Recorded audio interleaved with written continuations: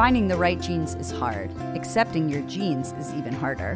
Whether you wear boyfriend or boot cut, high rise or low rise, this podcast will teach you to love the jeans you're in. I'm Rachel. And I'm Tina. And we're going to use modern research to bust diet myths and get real about body after baby. We're going to take you on a journey of unpacking your old beliefs about food and weight so you can learn to nourish your body and raise body-confident kids. So put your booty in a chair and let's talk mom jeans.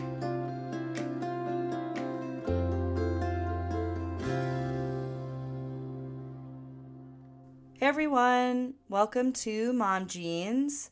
Today we are going to touch on how to nurture and nourish yourself as a mama by discussing the definition of nourishment and introducing you to the concept of nurturing your body by your inner mother. As a mom, we can comfort and nourish constantly, and we often wonder how we comfort and nourish ourselves. We might find comfort in friends or partners, or we might find comfort in muffins and coffee.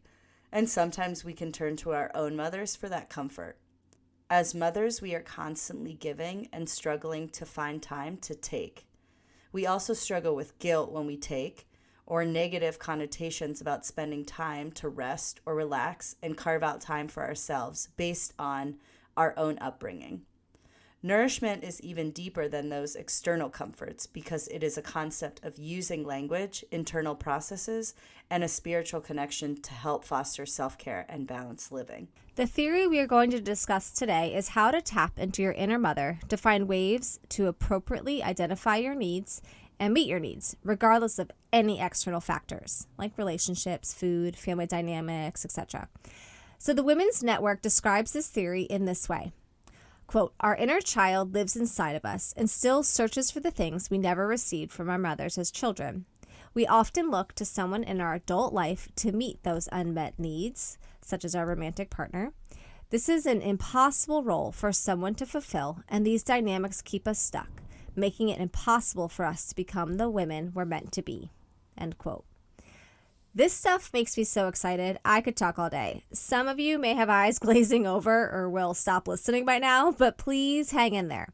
Getting in touch with your emotions is a key ingredient to healing your relationship with food and your body image. So if you are here to learn to love your genes, you gotta learn how to love your feelings and honor your intuition. We are honored to have one of the most influential authors in the field of healing your relationship with food, named Anita Johnston, who wrote the book Eating in the Light of the Moon. We brought her on because she touches on healing your relationship with food by understanding concepts of nourishment and learning to mother yourself. You know I like the science and the concrete stuff, so here are a few definitions of nourishment that we found. Nourish is a very rich word because it has a kind of literal and metaphorical sense to it. We literally nourish ourselves with food. But we nourish our spirit, we nourish our culture, we nourish our community. You can feed yourself in many, many different ways. And that was by Michael Pollan. Jamie Oliver from the Food Network said, nourish to me is nourishing food, nourishing your family, nourishing your life. When you eat and you're fulfilled, it physically and chemically makes you happy. According to Collins Dictionary, if something provides a person, animal, or plant with nourishment, it provides them with the food that is necessary for life, growth, and good health. Those are all some great quotes to just have you realize how complicated this concept of nourishment is. So here's a quote from Anita Johnston's book to get you excited about our interview with her. There are really two different kinds of hungers, those that come from the stomach and those that come from the heart. The hunger of the stomach must be satisfied with food, but the hunger of the heart must be satisfied with love, with emotional nourishment. Only when a woman opens up and allows herself to feel the full force of her emotions can she then experience her feelings as gateways to wisdom and guidance, rather than a stumbling blocks to be overcome.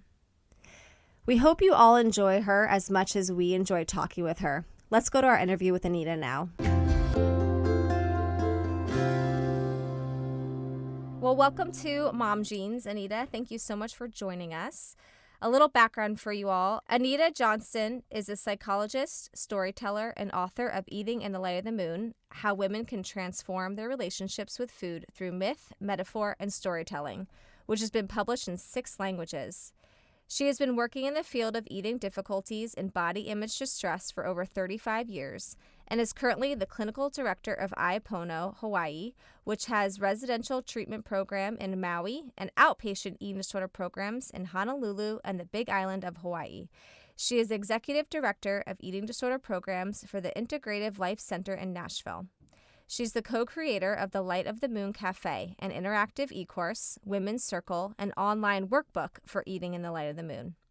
Dr. Johnston provides virtual individual consultations and conducts workshops around the world. She is best known for integrating metaphor and storytelling into her training as a clinical psychologist to explain the complex issues that underlie struggles with eating, exercise, and body image. Thank you again for joining us. I was introduced to you back when I started in the eating disorder field, and I've heard you speak a few times, and those workshops are so powerful. They're my favorite thing. So thank you so much for doing them. Thank you. It's a pleasure to be here and see you again. Yeah. Why don't you give us a brief background of your work in this field that I did not cover yet, and what makes you passionate about helping people heal their relationships with food? Well, I've been around for a long time, so I'll try to make this brief, but I've just always been interested in women's issues. That's how I got started. And this is years ago in the early 1980s when I was supervising a doctoral student who was doing her dissertation on eating disorders in Hawaii. And back then, there was very little that was known. There was a little bit of research. There was minimal treatment available. And so as we talked about it, we were joined by another woman who had struggled herself with her own eating difficulties and recovered. And we kept saying, gosh, everyone's struggling. There should be a center for this. And after we said it for about the 5th time, we looked at each other and we went, okay, I guess we're it. So that was in 1982. And just since then, it was one of those things you build it and they come. And so women of all ages, all ethnicities, all sizes, all kinds of struggles with all different kinds of eating difficulties showed up. And so I just became very curious about it. First of all, why was it women and girls that were showing up? Second of all, why these particular girls and women? And third, why was the struggle around eating and food and their bodies? And so that was the beginning of my getting very curious about that.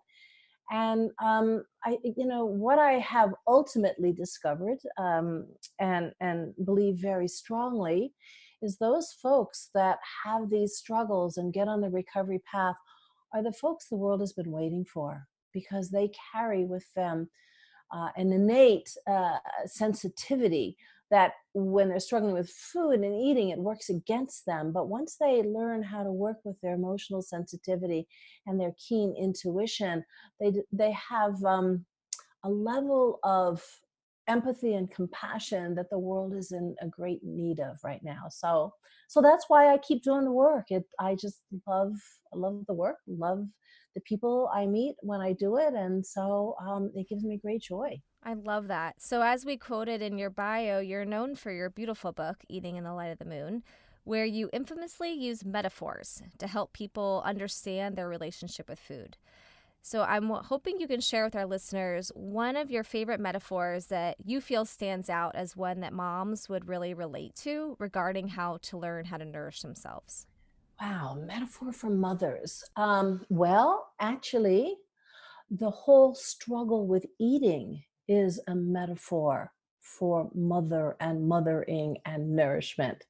And so I like to look at the giant metaphors, the metaphors that cross all culture and all time, that are called archetypes. So this is a term coined by Carl Jung, and he was looking for universal concepts that if you could go all the way into the future, you would find, and if you go all the way into the past, and if you go to any culture on the planet, you would find it. And one of those concepts is mother, right? You would find the concept of mother across all time, all culture.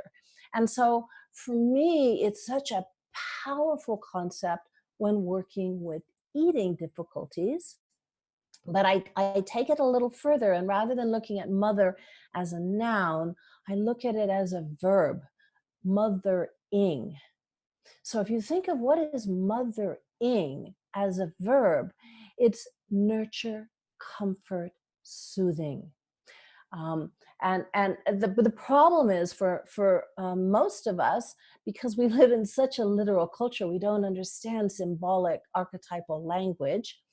When we're needing to be nurtured and comforted and soothed, we might turn to our biological mothers or the women who raised us. And if they're not available, or if they're not capable, or if they're not even on the planet, we feel that we have to go without. Or we reach for the concrete physical symbol, the metaphor of mothering, which is food. Right? And this is where the body mind meets, because if you think of our very first experience on the planet, when we're in distress, we're given either the breast or the bottle, and we go, oh. So we're hardwired for this. And we know it, we see it in our language, because we say, oh, it's comfort food for me. We know exactly what you're talking about when you use that term, comfort food. So that's metaphoric, right? But the problem then becomes, if that's the only way you know how to get mothering energy is to turn to food, you're either going to have a struggle with eating food compulsively, or you're going to get so freaked out because it seems like the bottomless pit, and you're not going to want to eat and put yourself on a diet. So for me, that's a giant, giant metaphor that all of us can relate to, male, female, whatever our gender happens to be. But for mothers in particular, because then the question is, where's the mother gonna get her mothering? Right. That was my first thought. I'm like, because you guys just saw what happened, I'm like multitasking, waiting for the babysitter to come. I feel a little chaotic. You're very soothing. I'm excited for this, but I'm like, who's going to mother me? I'm Yeah. tired. I'm tired. I need to go to a spa or something. The spa will mother me. Right. And but what happens, and this happens for all of us, but like I said, in particular for mothers, because we get depleted. I mean, we're putting out so much mothering energy. Where are we taking it in? It's sort of like writing checks and not making deposits, right? Pretty soon there's going to be trouble. And for many of us, I mean, I certainly remember when I was raising my babies, my body took the hit. I was so exhausted. But then I'd also start to feel really crazy, or maybe really angry, like, oh my God, I don't have anything left to give. And so that's what typically happens, unfortunately, because we live in a culture that does not provide adequate understanding or support of mothering as an energetic. So one of my very favorite things to do, and I do this with individual clients and with patients in my facility, and people that are in my online programs, is we work on creating an inner mother that functions as that resource that can either provide for you the mothering you want and need, or direct you towards the source of that for you. Because when you look at mothering as an energy, it's archetypal, which means it's available always, everywhere. But if you don't understand the energetic signature, you're not going to recognize it. You're not going to know where to find it. You're not going to be able to receive it. So you can get mothering from your husband. You can get mothering from your dog. You can get mothering from a coworker or a neighbor. You can get mothering from Mother Nature. I mean, there's a reason we say Mother Nature or Mother Earth. We don't say Father Nature, Father Earth. Why is that? You see, because at a deep level, we understand it as a source of energetic mothering, of nurture, comfort, nourishment, that sustains us. So I think what has to happen for all of us, but especially mothers, and especially those who struggle with eating difficulties, is we have to create a strong inner mother so that we can resource that and we can get it and receive it. So that for me is, it's like a really cool thing to do. And it's not about blaming mothers. And I have to say this because I one time got really excited about a blog I had written about mothering, and there were a bunch of people that didn't understand that I was talking about an energy, and they thought I was blaming mothers. And it's like, oh my gosh, no, this is to get mothers off the hook, because we can't be the only source of mothering for our children either, right? We have to teach them how to find mothering energy. And I was fortunate enough, I grew up in a culture that had its roots that in a strong matrilineal culture. And then I grew up in a household of strong women, and I had multiple mothers. And it was so useful for me to realize, oh, I need this kind of mothering, I go here. I need that kind of mothering, I go there. So when I was a mother myself and I did not have that kind of support system at all, I'm from the island of Guam. And so I went home once with my firstborn was very colicky, 4 months. I thought I was going to die.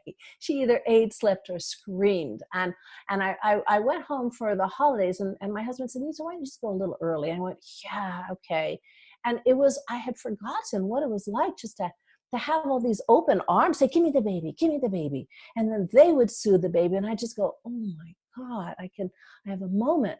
So those resources aren't available these days for most mothers in our modern culture. I think back in the day, tribal days, where the moms would have a circle of women, and it was tribal women, and other moms would feed the baby and they would support each other, but we don't have that now. We don't have it as accessible. We have to go find it. Like, we have to find those support groups or our peers or whatever. So but it's not ready-made, and there's energy that's required to go find it or to go create it, even with the play groups. And so I grew up that way, but when it came time for me to do my mothering, I was terribly isolated. And yeah, that's what I had to do, is I had to find and create my own circle. But more importantly, I had to create my own inner mother so that I would be able to recognize what that energy feels like and what it looks like. And when you're in a state of depletion, ooh, it's pretty hard. And it's like, give me the muffins, yeah. Right? Give me, well, it is, because that's kind of the one resource that's hardwired in there any longer. So of course we find ourselves turning to food. And I don't think that's necessarily a bad thing. It's only a problem when that's your one trick pony, when that's all you got. And that kind of flips us into that previous episode of Your Food and Feelings, where we really talk about the food can't be your only coping skill. And that flows us into our kind of next question and topic, that how would you define nourishment? So if we're encouraging others to not just solely nourish ourselves through food, how would you define that? What would nourishment be? Yeah, well, I think you have to understand, again, we're kind of handicapped because we're a culture that doesn't have much language for this. So, just like the Inuits will have all these different words for snow, and we've got one, right? And in island cultures, there's all different ways of describing different kinds of rain. We say rain, right? So it is for nourishment. And I think we have to understand there are many, many kinds of hungers. And so I divide them into two camps, pretty much, just to make it easy. What I call, physical hunger. And that's what we have to fill with food. But then there's emotional and spiritual hungers that require emotional, spiritual nourishment. I call it soul food. And so what happens, because we're in such a literal culture, we get the two confused. We think there's only one kind of hunger, and we start feeling a need for for emotional nourishment or support, and we turn to some physical source for that. And so the way I would describe nourishment is it covers all bases. There's physical food, but there's also soul food. And those are things like attention, affection, appreciation, meditation even is nourishing. Prayer is nourishing. So understanding that there's so many kinds of nourishment that we need, and we have to kind of match it up. You have to first find out, well, what is the hunger that I'm feeling? Because that's going to point you towards the kind of nourishment you need, because no amount of food will ever fill soul hunger.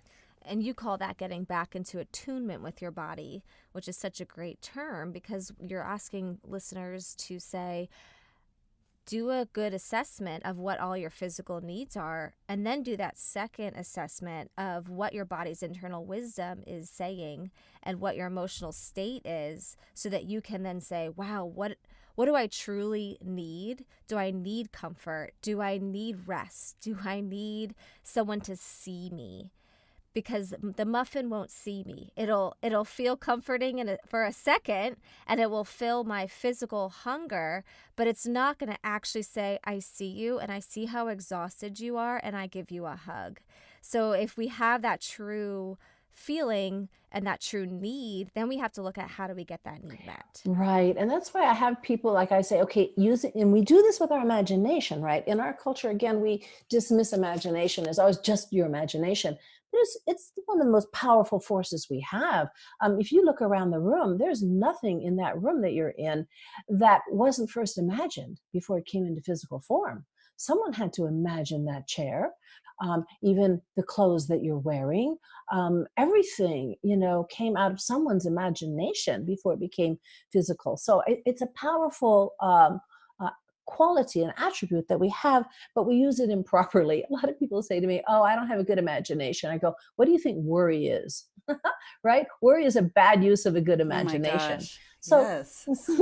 so I have people imagine, and fancy terms, two tanks, tank A, tank B.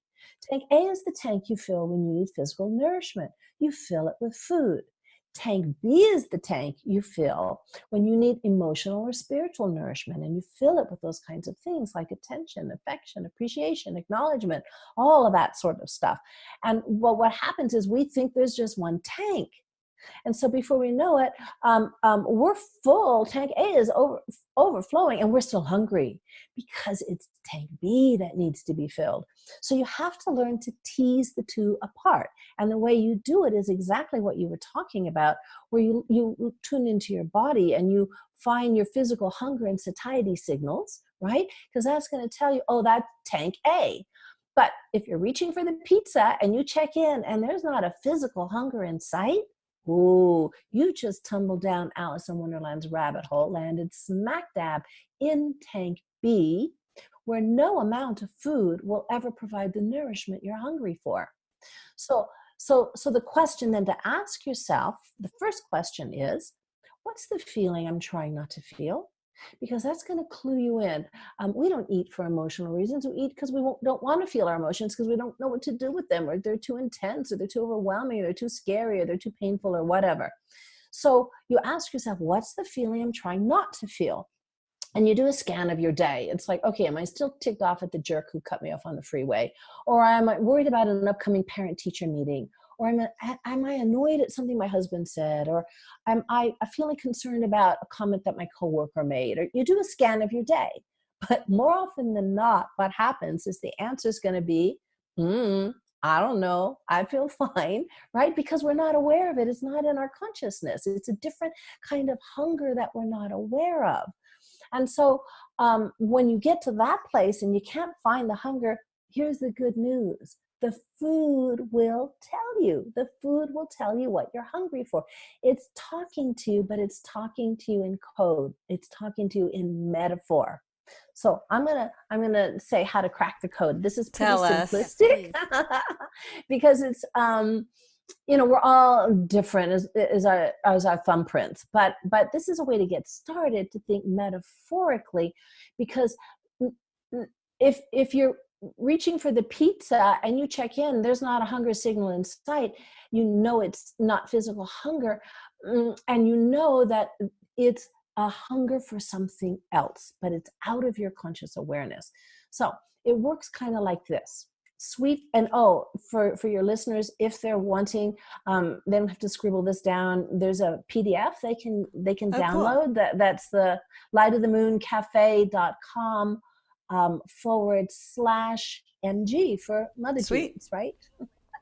We will link that in the show notes for everybody. Anyhow, here we go. So sweet foods have to do with either feeling like you're not sweet enough or there's not enough sweetness in your life. Right? Crunchy, salty foods typically have to do with unexpressed anger and frustration. You're going to bite someone's head off, right? Warm foods typically have to do with a longing for or craving for emotional warmth, like stews and soups and stuff. Spicy foods are typically connected to either a fear of or a longing for excitement, stimulation, and change. And chocolate, we know this from Valentine's Day, sensuality, sexuality, romance, right? So the way it works is, for example, I was working with a client and she struggled with bulimia, and I asked her, I said, okay, what if there were one food that you wished you could eat that had no consequences whatsoever, none, what would that be? And she said, vanilla ice cream with strawberries on top. And I said, okay, I want you to imagine, we're using the faculty of imagination, I've never had vanilla ice cream with strawberries on top, and you're going to tell me what's so fantastic. And she said, well, it's sweet and it's smooth and it's refreshing. And when we took a look at what was going on in her life, her boyfriend was accusing her of not being sweet enough. She'd hit a really rough patch with her parents that she was desperately wanting to smooth out. And she was in a dead-end job in need of a refreshing change. So it was just like one food and 6 months of work. She knew where she needed to go to really give herself the nourishment that she wanted. Yeah, I think I'm glad that you kind of brought in that time frame, because I think people that are listening may be like, well, do I have to do a evaluation right now and I can't figure it out? Like, this is awareness and work that takes time. You know, it's like that client and you did some processing for 6 months, however many sessions that was. It's not like it's just like snap your finger, here we go, oh duh, here it is. You know, it's, well, that can happen in the sense of awareness, right? It's like, because once you bring that particular hunger into awareness, it's like, oh my God, I got it. I could have had a V8, right? Or whatever. Right. So the awareness can happen in a split second. However, then there's the skill set that's involved with feeding that particular hunger, right? I mean, if you are eating chips all the time, and I become aware, like, oh yeah, you know, I can't stand, you know, this job that I have. Okay, now you understand that it's about the job and it's not about the calories in the chips, and that you need to put your focus, you know, towards, okay, now what's the skill set you're going to need to either shift the situation at work, leave your job, find a different job. I mean, there's a lot involved, but at least you know the problem isn't that you like chips too much. The chips are showing you places where you're frustrated and maybe don't quite know how to resolve the situation. Right. And I find with my work with clients that a lot of times we start with tank A and help people get into attunement with their physical hunger, but then we get to tank B and they don't have that skill set. And that goes back to your mothering at the mother concept, where if they didn't have that comforting relationship with the mother, or the mother accused them of being too needy and too emotional all the time, then they actually don't know how to listen to their intuition because they think their intuition is too much. Or if they have... Or crazy, yeah. Or just crazy. Or unreliable. Right? And then if they have the mother that was distant, maybe neglectful, didn't own her feelings very well, then they're going, well, I was never modeled what feelings were and how to listen to them. So I think I love that metaphor because it helps people identify a little bit more what in tank B is missing. And then they have to do all that beautiful work of looking back and learning, well, where in that mother archetype did I not learn the skills I need in order to accurately fill tank B for myself. And a lot of us have the wicked stepmother. Now, this is not a diss on stepmothers. I'm referring to the archetype in fairy tales of the wicked stepmother that sends you out into the woods totally unprepared, or gives you only a crust of bread to eat, or makes you sweep you don't get to go to the ball, right? You have to sweep the chimney and clean the house, kind of thing. So we have those kind of internal mothers that say, well, you should get over it, or what's wrong with you, or why you feel, we've got some pretty harsh, inner stepmothers as well. And so one of the things that I do to help people find how to create their own inner mother is that I have them list 3 things that you wished your mother had given you and didn't. Now, again, this is not a diss against your mother. The reality is none of us ever Are perfect. None of us are Right. perfect, and none of us ever got the perfect mother, right? So if you, again, so that's archetypal. If you could go, Right. We're all just trying, it's like we're Yeah. trying to do our best. There's no Yeah. such thing as the perfect external mother. And so for me, that's archetypal. And so the way my mind works is I go, well, whose idea was this, right? Right? It's like, oh, great. Send me to this 3-dimensional reality called Earth. And then you give me an imperfect mother, right? That's not going to give me what I want, when I want it, how I want it, as much as I want, and none of the nonsense I don't want. So it doesn't happen to any of us. Some score better than others, to be sure, but nobody gets the perfect mother. And so for me, then the big question is, well, then why is it? If it's archetypal, that means there's got to be a reason for this. And the answer that I come up with is, because that's our job. Our job is to create the perfect mother inside of ourselves, because we're the only ones that can do it. Because we're the only ones that know exactly what we want, and when we want it, and how we want it, and all the stuff we don't want. So to create that is then the work. And the task is you begin with your external mother. It's sort of like, I'm old enough to know that when we used to take pictures, we would take photographs and we would get a negative. The negative was always the opposite. So what was dark in the negative is light in the photo, and what is light in the photo is dark in the, and you take the negative, and out of that you make the photograph. And so you begin with what you wished you had gotten and didn't get from your mother. And it may be more of something. So maybe, and maybe you had a mother that was super critical. So perhaps what you wanted and didn't get was more acceptance. Or maybe you had a mother that was chaotic. So what you wanted was more stability. Or maybe you had a mother that was very attentive when she was around, but she was working all the time. So you didn't get as much attention as you wanted. So you look and you list 3 things, and we all do is, why does she have to blah, blah, blah, or why can't she blah, blah, blah, right? We all do it. You list 3 things that you wished you had gotten and didn't get. And after you list those 3 things, then you use your imagination to imagine what it would look like and feel like to get that, right? You get to imagine the perfect mother just being there exactly in the moment you want her, and saying exactly the right words, and knowing exactly what it is you need to do and the kind of support you need. And you use your imagination, and then you go back to those 3 things that you listed, and in front of each one of them, you write the words, I need to. Because those are your marching orders now. So if you wanted a mother that was more attentive, then that means I need to be more attentive of myself. If you had a mother that was super critical and you wanted more acceptance, I need to be accepting of myself no matter what. No matter how many mistakes I make, no matter how badly I screw up, no matter whatever goals I don't accomplish, I need to accept myself. So you see what I'm saying? That's how you create your own inner mother. And that's It's like a what personal work-wise. therapy session. Thank you. My mind is just thinking so many things. I'm like, yes, I'm going to do this now. Yeah. Yeah, I love that because people might be more familiar with the inner child concept where Exactly. we look back at what our childhood self did not get and how we can give that inner child the comfort as we heal some of those childhood wounds. But the inner mother concept is more of a here and now.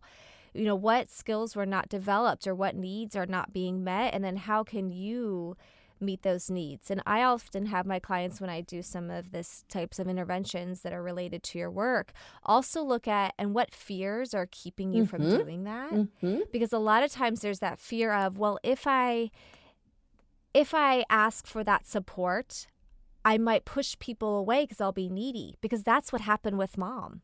I asked mom for help and she would be bothered and she would push me away. So I have clients also look at some of the fears based on some of the childhood trauma or just their relationship with their own mother that are then getting in the way of having them develop this mother inside of them. Yeah. And so that's where it's really a taking responsibility, not in a duty bound way, like, oh God, now here's more responsibility, but in terms of the ability to respond. So if you had a mother that rejected you for being too needy, that means that you have to be impeccable in not rejecting yourself for your own neediness, right? So you can see where it just takes you exactly where you need to go, without blaming your mother, without blaming yourself, but finding out, okay, and it's never a perfect match. I remember one time my sister came to visit, and we were talking about our mom, and she said to me, she goes, well, mom was never there. And I went, what? Mom was always there. Huh? Oh, And now we're interesting. 1 year apart, right? There's not that much difference. Wow. But my sister, this particular sister, I have a bunch of sisters, but this particular sister, she was more the touchy feely snuggle bug. She liked to play with dolls, and I was a tomboy. I was out and about all the time, and so whenever I would come into the house, there was my mother sitting at the dining room table at the sewing machine. She was sewing our clothes. And so for me, she was always there. Every time I turned around, there she was. But for my sister, being there meant having her on her, being on her lap or whatever. And so it's a very Different needs. totally, and we're born with different needs. And so, Right. and our parents were different. And so then one time I overheard my own two daughters, they were arguing about me. And what the older daughter was complaining that I was just not available enough, and my younger daughter was complaining that I was too intrusive and that I just wouldn't give her space. And it was like, there we go, Yep. Same person. Yeah, Yep. yeah. Just two Well, perceptions. I think that also helps people give their moms some grace. Like, your mother was also Yes, human based on yes, maybe her mothering or her personality. This is how she was relating to her role as a mother or as a wife or as a caretaker. And it's not that she did not purposely meet your needs, is that maybe she wasn't capable because that wasn't in her toolbox, or that just wasn't part of how she related to children, or maybe because she was not mothered in that certain way, she did not realize that mothering meant other things. So I think giving your mother some grace by seeing her as a human. I have my clients try to see your mother as a human who was on her own journey, and just because she wasn't able to meet that need for you doesn't mean that you are not worthy of that need, yes, yes, or that need is not a valid need. It just means that because of who your mother was, maybe you guys didn't relate in that way, but you are born with your own set of specific needs. And so this concept of the inner mother is going, oh, I'm validating my needs, and then I'm looking to meet them because my needs are worthy. yes. And it's really, you can get those needs met. It's just you can't go to the hardware store for bread, right? You go to the bakery. So you can get those needs met, but you need to create an inner mother.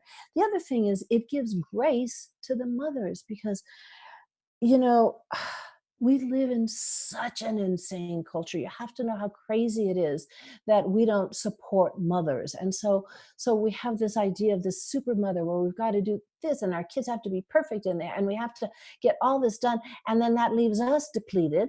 And so it gives grace to this whole idea that No, there are multiple sources of mothering, and you cannot be the be all and end all the time.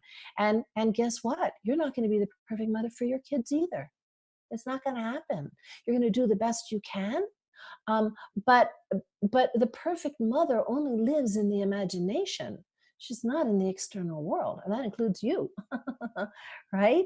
And we all have our limits. When I was working in my, I had a home office, a private practice, and what I noticed is whenever I yelled at my kids, I would go and I would count my appointments. Sure enough, every single time I went over 20, I yelled at my kids. So I went, okay, there we go. Those are my limits.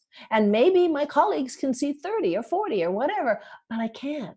That's otherwise I yell at my kids. So it's really, really respecting that we're limited in our human form, and that the ideal mother, it only is in the imagination, which is not a bad thing, but you have to recognize where that energy is going to come from. So I'm curious if you could speak to our listeners on how a mom can accept that she's not perfect while also holding on to the goal of self-care, both physically and emotionally. I think you're hitting on something that's really important. Um, because what we discover, first of all, being a mother is the most humbling experience in the world. No question about it, right? You will be humbled. But one of the most humbling lessons is our kids don't do as we say; they do as we do. So if you don't model for your kids how to mother yourself, it's going to be difficult for them to even get that concept. And so whether it comes to feeding them food, if you're feeding them all the nourishing foods and then feeding yourself crap, they're going to see that. That's not going to, they're going to notice that. And the same in terms of your own soul food, right? If you don't give them that model for what it's like to nourish yourself, then they're gonna have to struggle a little bit more to figure that one out. And so even though it may seem selfish, um, it's something that you do, I think, have to model for them and say, oh, this mommy time. I got to lie down and put my feet up because I need a break. You can come and sit over here, but I'm not going to take you here or there because I need to rest or whatever And it I think is. also using language that identifies what your need is and how you're trying to fill it right now. I mean, my daughter is one that really doesn't like to be apart from me ever. And so whenever she sees my work bag out, Mommy, please don't go to work. Why do you have to go to work? And I have to try to explain to her why work is important for me and why work is something that's important for our family. And this is a need that I have and a need that our family has. And so this is why I do it. And the other night, after a long weekend of Christmas chaos, I told my husband after dinner, can you do bedtime? I'm going to go do a yoga class. I just need to recenter before the week starts. And the next morning, my daughter said, why did you have to go last night to go to the gym or go to yoga class? And I tried to explain exactly what my need was and why that really felt that met that need and why it was important for me. And Mommy always comes back and Mommy loves being with you. But at the same time, sometimes Mommy needs to have these certain needs met and take care of herself in this way. So I think explaining that is also doing the modeling and also giving them the emotional language. Right. And you'll see, like, well, I remember one time my in-laws were visiting, and my mother-in-law wasn't really good with boundaries. And my older daughter was very introverted. She needed her space. And I'll never forget, I walked by, she was in her room. She goes, Grandma, leave me alone. I need alone time. Grandma, I need alone time. And it was like, it was totally appropriate, for her to say that. And so, but we had modeled that, we had modeled alone time. And another time, so my husband and I, we had date night once a week. It was every Thursday night we went out, and it was nothing elaborate, but it was just time for us if there was an issue we needed to address, or if we just needed a break, or if we wanted to go for a walk on the beach or go to a movie or whatever.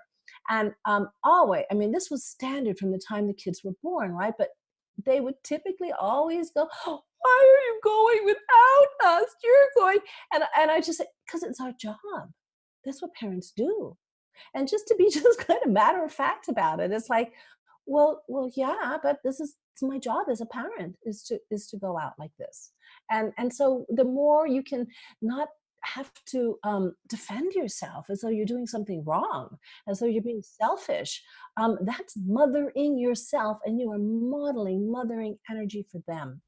I love that. I love looking at it like it's your job. Like, Yes. Rachel, you're saying I have to go to work because that literally is my job. That's bringing in money and whatever, and that's important for us to all live. But hey, P.S., I'm going to go sit in a room quietly by myself, and that's my job. And I'm going to go on a date night with dad because that's my job. And And I'm going to have alone time because that's my job. That's my job. Yeah, like I love that we don't need to defend it, and it's also like really important that we do these things. We have that mama guilt that comes up all the time, and what you're trying to explain is it's your job to take care of your children, but it's also your job to take care of yourself, and that's what we're trying to get across.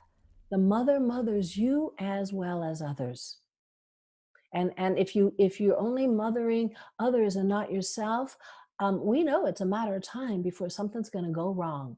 Whether your body's going to lay you down, or you're going to get distracted and burn dinner, or what. I mean, something's not going to work. I burn dinner every night. Because my husband goes, You're always so distracted. You're trying to do the homework and unload the dishwasher and check your phone. Like, you're doing way too many things. You burn dinner every single night. You'd be a great cook if all you did was cook. And I'm like, that's impossible for me. Can I just get takeout? I think what you're talking about is a deeper spiritual experience that if moms do not do a lot of this work that goes all the way back to their childhood and their emotional development, and then today to their expression of that emotional development and meeting some of the deeper needs, then they're not only just going to have burnout, but they're going to have an disordered relationship with food. They're going to have unhealthy relationships. They're going to have unhealthy boundaries. And it's such a bigger picture. Mm-hmm, mm-hmm. Is that how you would describe it?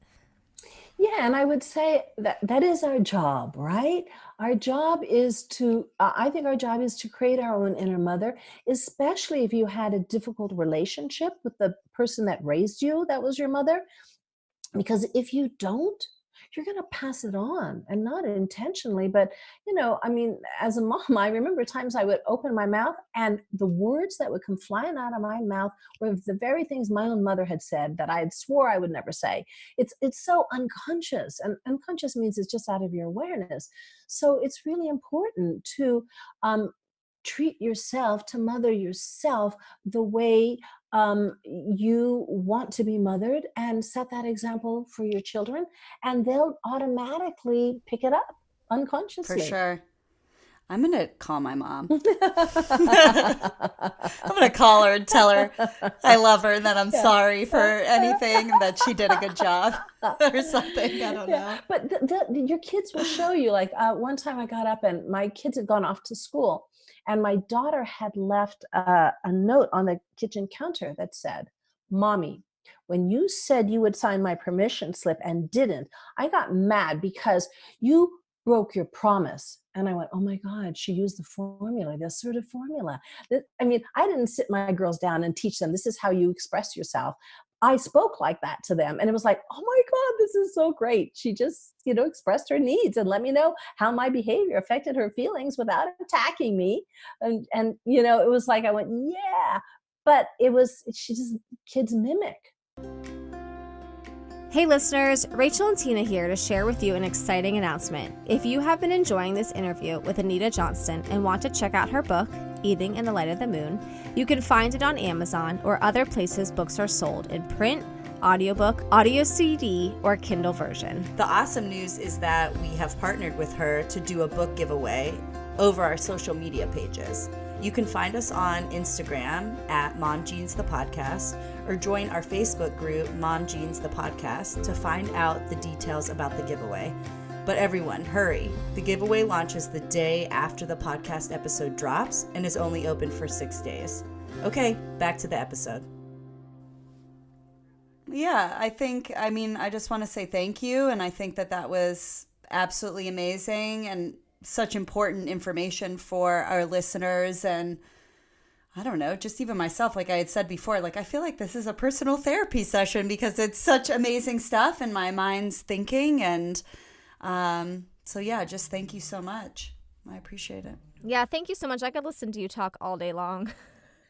And I'm totally fangirling over here because, like I said, I have my dog-eared copy of your book with your signature on it that I carry everywhere. And so I love being able to spend this time with you because you always create such a sacred space. And that is, I think, such a great symbol of what we're trying to have mothers do is almost view their own role and their own internal relationship with themselves and their emotions as something sacred. And so I love that you always bring us back to that beautiful sacred place. Mm-hmm. Yeah.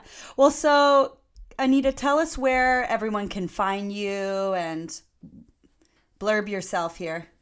Well, I'm all over the place. So I have my residential treatment facility on Maui. And then I do individual sessions if anyone's ever interested, dranitajohnston.com. And then my real joy is the Light of the Moon Cafe. So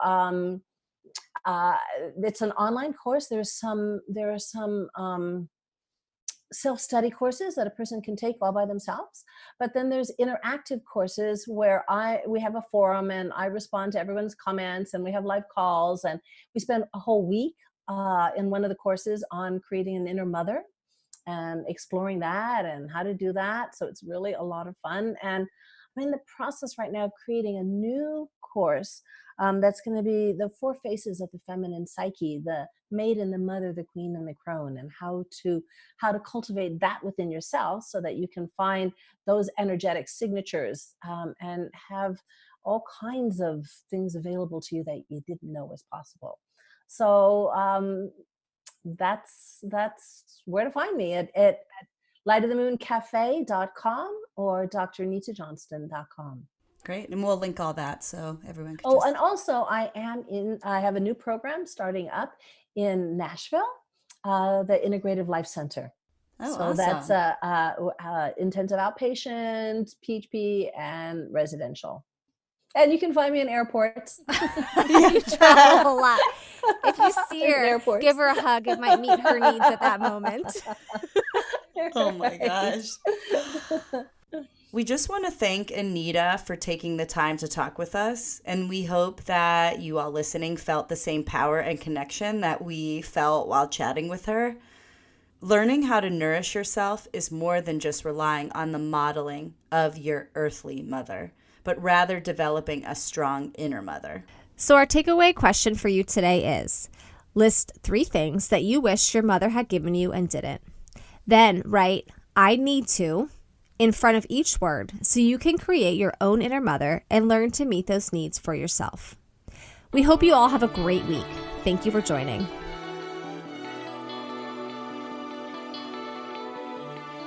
This episode of Mom Jeans was produced and edited by Rachel Coleman and Tina LeBoy. Just a reminder, this episode is not a substitute for therapeutic counsel or nutrition advice. Thank you to Jerry DePizzo for the music production. You can find episode information and show notes at www.momjeansthepodcast.com. Follow us on Instagram at momjeansthepodcast and join the Mom Jeans the Podcast Facebook group to find a community of mamas learning to love their bodies and discussing the episodes. Thank you. Thanks for listening to Mom Jeans. See you next time.